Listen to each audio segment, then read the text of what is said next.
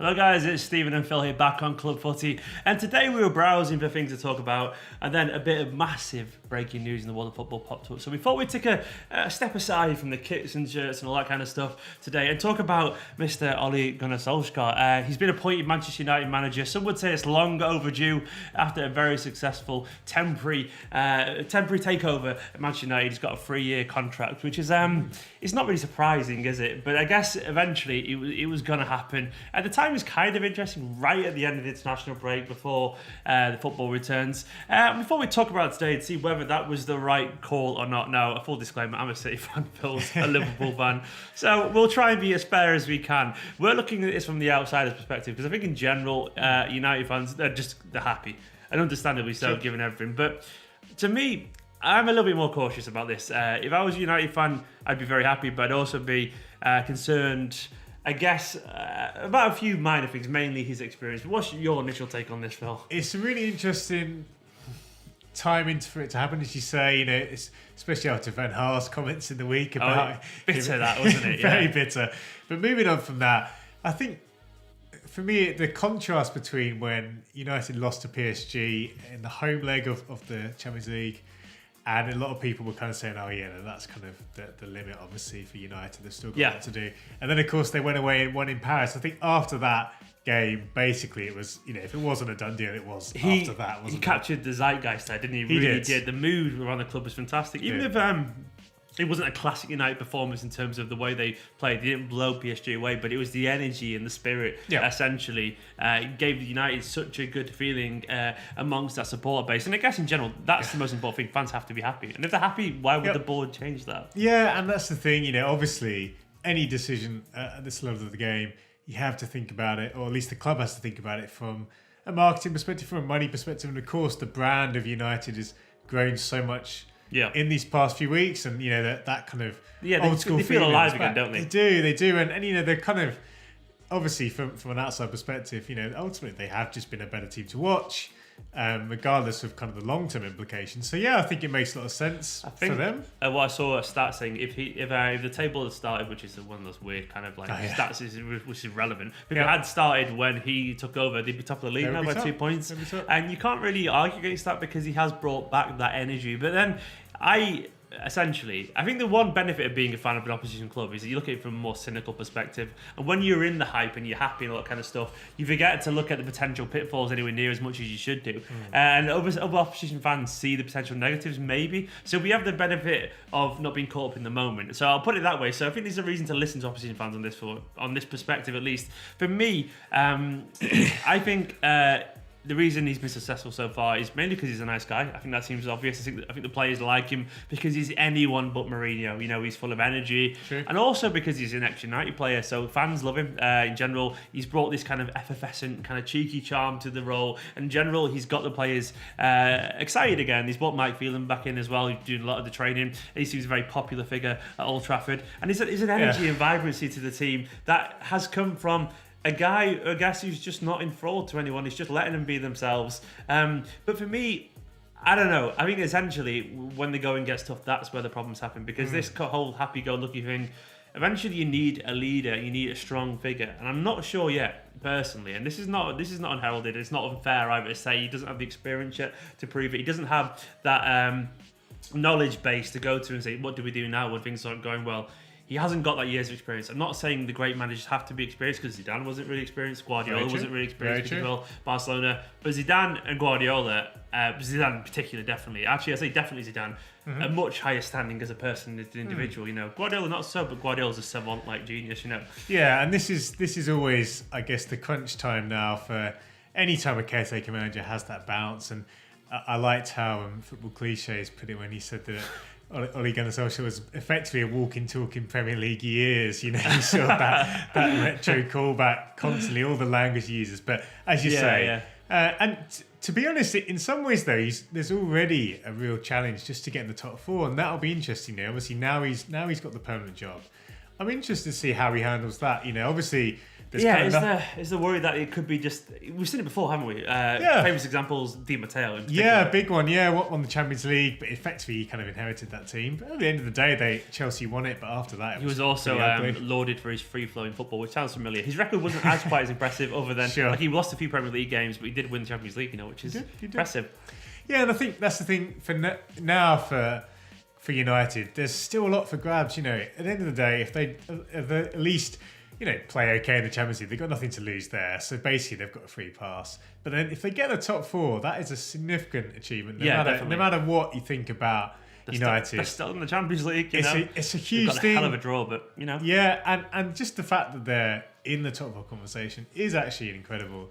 Obviously, next year, that's the big one. That's when you've got the full summer to work with. This, once again, might be my opposition fan cynicism, but I was seeing signs of the performances slightly dropping anyway, a little bit in general before this, like obviously the Arsenal game. And then they did all right. They created some chances in that, but then Wolves were just largely the better team in that game. They totally deserved that. I watched it with my best mate, who's a United fan as well, and he was like, yeah, they were just a better team. And in general, they weren't quite the energetic and bombastic performances of early on in Ole's reign. I said early on, it's crazy, 4 weeks ago or whatever. But in general, I thought the momentum was starting to slow down as familiarity kicked in. So for me, this could either relax him and the team, or it could add pressure. It could go either way. And obviously then there's the question mark as well. My other big concern, if I was a United fan, but I'm not thankfully, it would be that after the summer, with the players, once they've got back to training and they're like, they're not surprised to see him anymore. Just like, he's just a boss.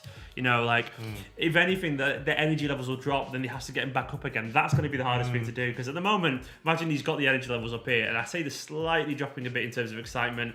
They'll just absolutely drop hugely off a cliff during the summer when the players go on holiday, and then the grind comes back in when they're doing the marathons around the pitches and they're doing all the pre-season work, and that's when the excitement goes. So can he get it back up there again? Yeah, I think that the danger, or the sort of, if you like, the ceiling, I think, is that United effectively become a bit of a Spurs, and that's no discredit to Spurs at all. But I think that sort of level where they'll have a good group of young players potentially, but are they actually going to challenge for trophies? And Spurs could very much still do something in the Champions League, but I think that's the kind of thing where you're thinking longer term, and this is always the difficulty. I think it feels like Ole Gunnar Solskjaer is essentially, I know he's a permanent manager, but he still feels a bit like he's a caretaker until the next big. It's weird, isn't it? There is an air of that, isn't there? Yeah. It's like no one takes it fully seriously. Yeah, and to be honest, I think that plays into his hands in the sense that no pressure, maybe. Yeah, I think that's the thing. Basically, he's already restored his reputation. Considering where he was at when he was at Cardiff, and obviously that was a disaster. Yeah. So to be honest, for him personally, this is a dream situation. Whatever, as long as he kind of keeps doing what he's doing, keeps the fans on board, I think he's in a great position at least. So. What were the alternatives then in general? Like Pochettino's a big shout, but I feel like he's had such a bad spell that he's almost played himself out of it. Which is weird. Well, it's a really tricky. Or has Solskjaer played him way into it? You know what I mean? Well, I think maybe the two. I think to argue for Pochettino's case, it's been a strange season for Spurs given the lack of transfers. He's had the same squad, and actually, I would say considering, obviously, a lot of squads are quite tired coming off the World Cup. Yeah. I think Spurs particularly looked a very tired team, and they haven't got the depth, have they?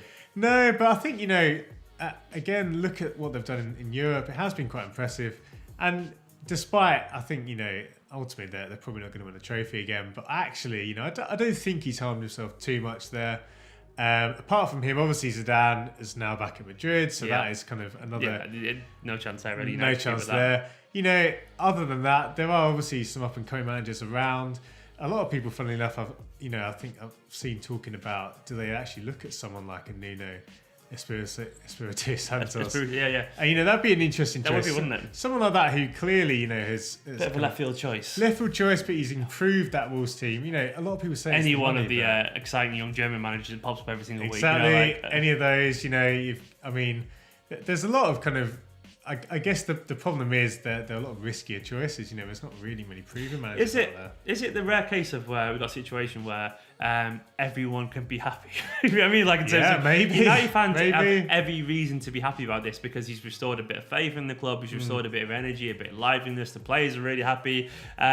He's also, I'd say he'd be slightly a bit of a yes man for the board as well. So the board will be happy because he's not going to have the same authority as a Guardiola to go down and say, you're going to do this from now, because he's just happy to be there. Largely, the fans are happy because he's there. They'll give him a bit of leeway. The players are happy he's there. And then even the opposition fans are like, I don't really trust him yet. I don't really take him seriously because I feel like he's going to implode at every point. So it's weird when the whole of the football world are like, for different reasons, like, yeah, all right, that's fair enough. I think it's fair to say it's just like no one really knows, and I think every point is valid in this one. I don't think there's a correct answer. That's interesting. Yeah, I think you might be right. I think everyone does win in a degree. Yeah, we all win, which is quite funny, and I can't think of an appointment like that. Yeah, because City and Liverpool fans don't get to feel jealous about or worried because, with all due respect to Solskjaer, we shouldn't be worried because he hasn't got the pedigree yet. And United fans get to feel excited, and I don't think any of those are invalid stances. So yeah, everyone wins. Just a thought, actually, I would imagine, and this is predicting the future, give it a couple of years, the rate England are going, why not Southgate for the job? I think he would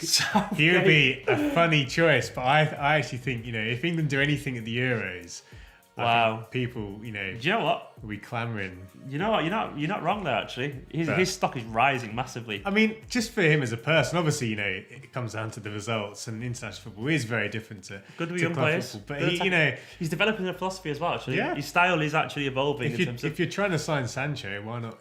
Try and kind of there we go. But anyway, that's a bold prediction for the future. That'd be mad, wouldn't it? Let us know in the comments what you make of the Solskjaer move to Manchester United on a permanent basis, and if you want to see us talk about more about football in general, let me know in the comments as well. Let Phil know as well. It'll be really nice to talk about this kind of stuff if you want to hear from it. Anyway, I've been Steve, and this is Phil. Make sure you subscribe if you're new to FOOTY.COM, Club Footy, the YouTube channel, and we'll see you soon.